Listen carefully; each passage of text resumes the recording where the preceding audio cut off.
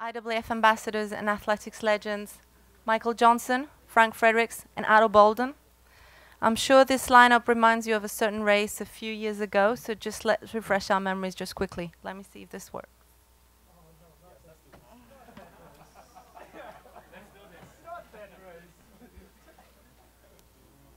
The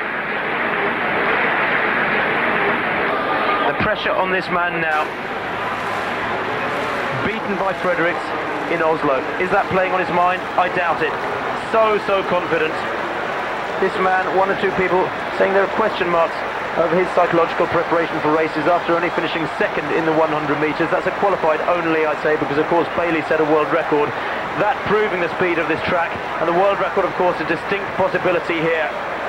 Johnson then in lane 4. There he is. Line up from the inside. Mike Marsh, reigning Olympic champion, is in 1. Jeff Williams is in 2. Michael Johnson, the world record holder, is in 3. Garcia of Cuba in 4. Frankie Fredericks, the Olympic silver medalist at 100s, in 5. Atto Bolden, the bronze medalist, in 6. Stevens in 7. Obadele Thompson in lane 8.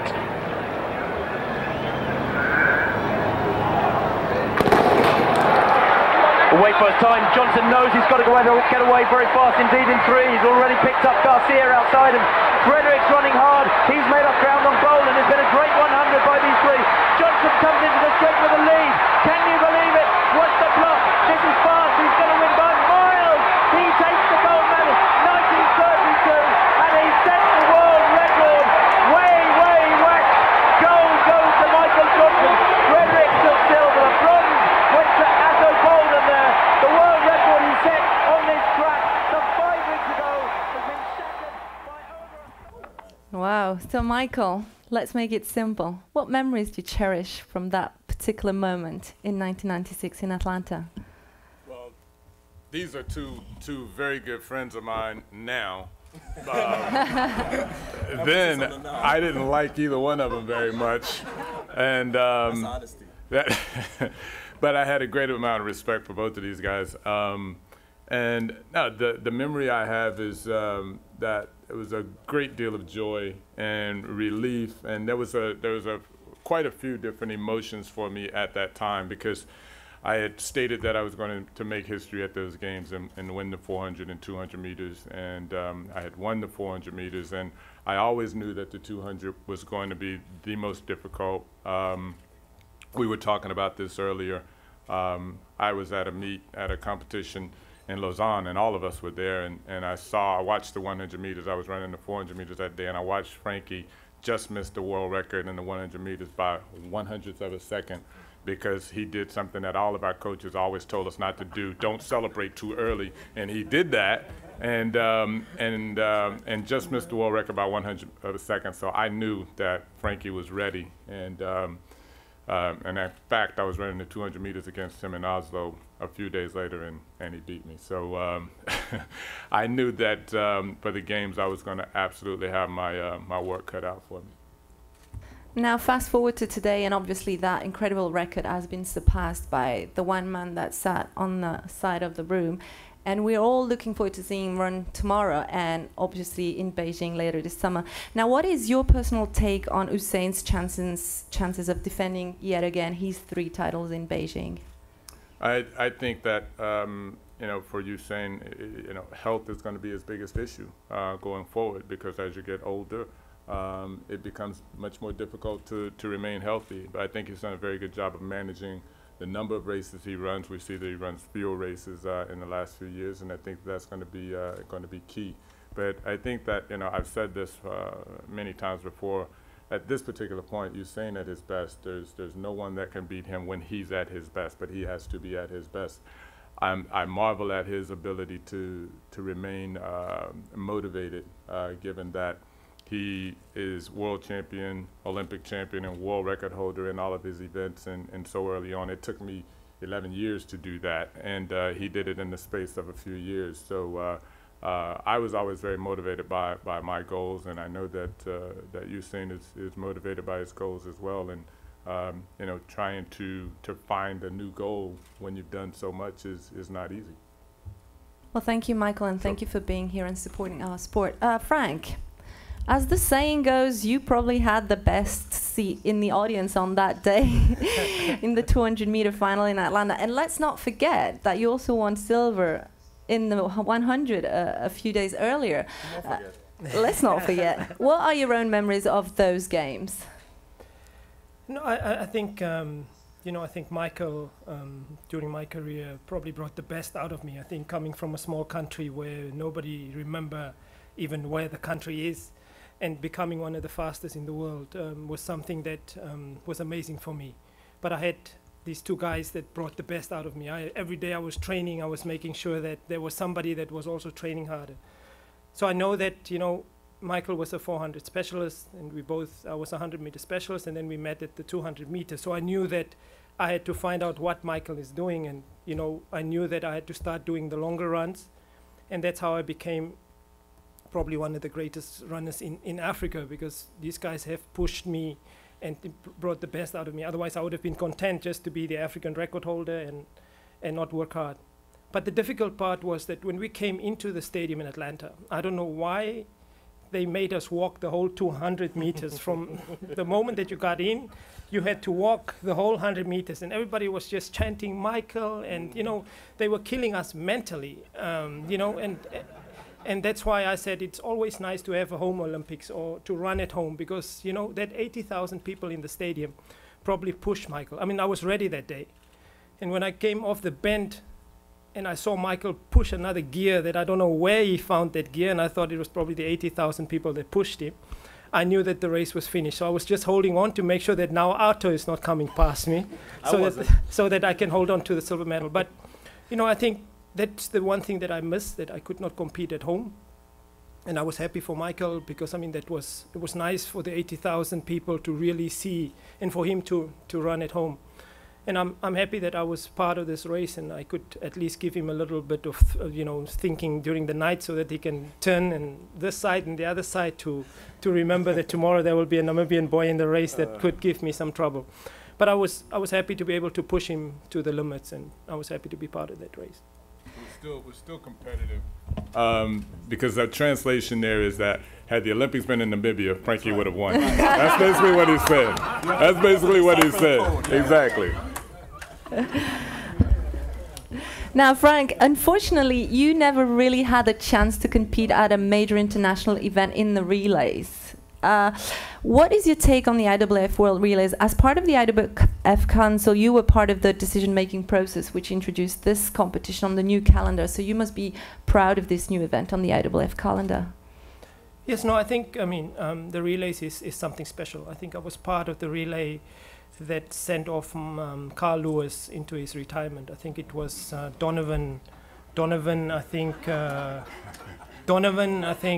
Arto, no, Leroy, myself, and Carl was on the relay. And it was just fun to be able to compete in the relay. And I think, you know, at the IAAF, I think sometimes we have to take chances. I think this was a unique chance for us to do something different. I think this is something that we have never done before, to go out of our comfort zone. I think this is one of the events that we have created to say that, hey, we can take a chance with this event.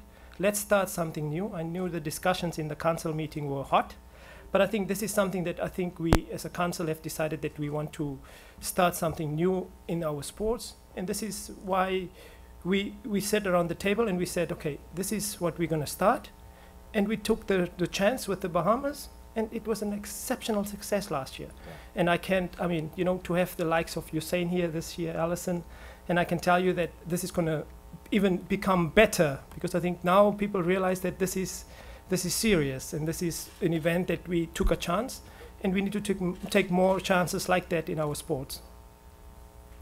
Well, thank you for taking that decision with the IAAF Council. Aro, like Frank, you also won 2 medals at the Olympics in Atlanta, 2 bronzes. Mm-hmm. Not so bad. What are your memories of that competition?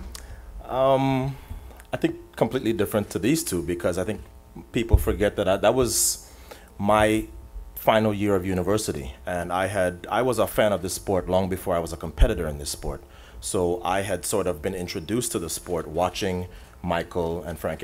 Sorry to age you guys, but to be in that race, I mean, on the chance that sometimes somebody says, "Yeah, I don't really remember you," I'm like, "Hey, remember the guy with the gold shoes? Yeah, I was in that race." So for me, listen, I think the thing that gives me maybe my edge in what I do now might have been my curse back then. Going into that race, I know very well that, listen, I'm going to give everything I have, and I'm going to run as well as I possibly can.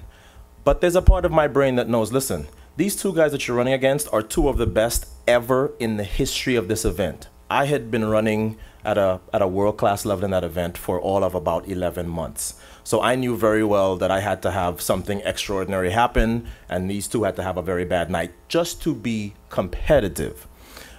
True story, I come off the turn, I think I'm in pretty good shape. I was just telling these guys, if I had to redraw that race, I'd redraw it a little differently, because unfortunately the guys on the outside didn't run a good 100. I'm in lane 6, these two are inside of me. So at 90, I'm like, I don't see anybody, I'm doing well. Then, of course, the gold shoes happens, and the rest, as they say, is history. You saw the tape. But it's not a race that I look back with any regret, because I know that there is nothing I could have done that evening to change the color of my medal.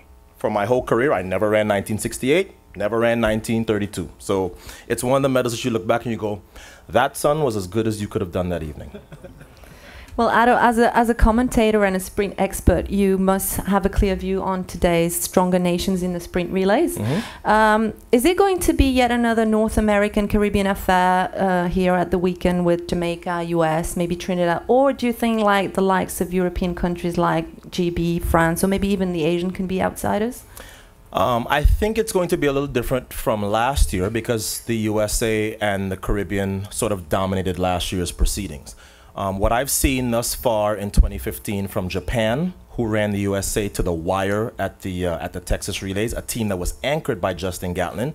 I think Japan is a team to definitely look for. And then you look at the UK and the success that they've had in the last couple of years. They're getting the baton all the way around the track these days. That's always good.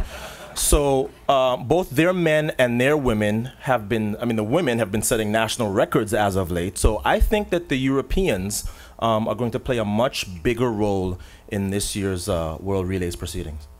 Well, thank you, Ado. I think we have time for just a couple of questions, because we have our athletes waiting here. So if you do have any questions, please raise your hand. If not, the ambassadors will be available at the end of the press conference for more interviews. We'll take one at the end of the room, please. Please specify who your question is for. Good afternoon, Nakia DeVoe, Bahamas Ministry of Tourism. I just want to say welcome to the Bahamas. We're so happy to have you here. This is for all of you gentlemen. We know that you're here obviously for the relays, but what else do you plan to do while you're here in the Bahamas?